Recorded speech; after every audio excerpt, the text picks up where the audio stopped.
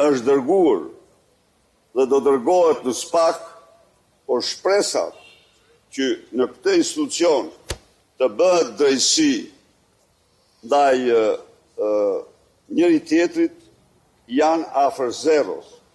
Nuk ka institucion tjetër në botë tjetë në këtë shkallë absolute konflikti interesi.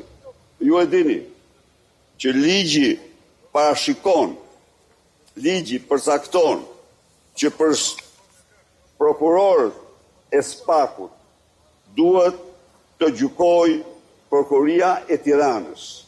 Por këta nëpërmjet një seri interpretimesh absolutisht në konflikt interesi kanë marrë përsipër të gjykojnë vetë.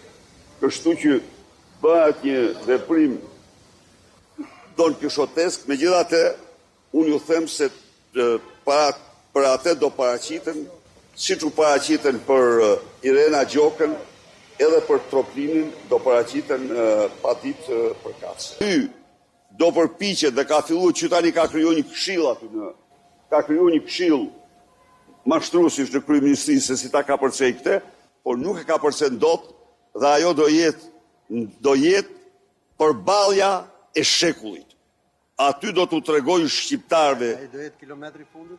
Aty do t'u tregoj shqiptarëve unë të gjithë korrupsionin e Edi Ramës dhe çfarë qenje të ligë përfaqëson ky njeri.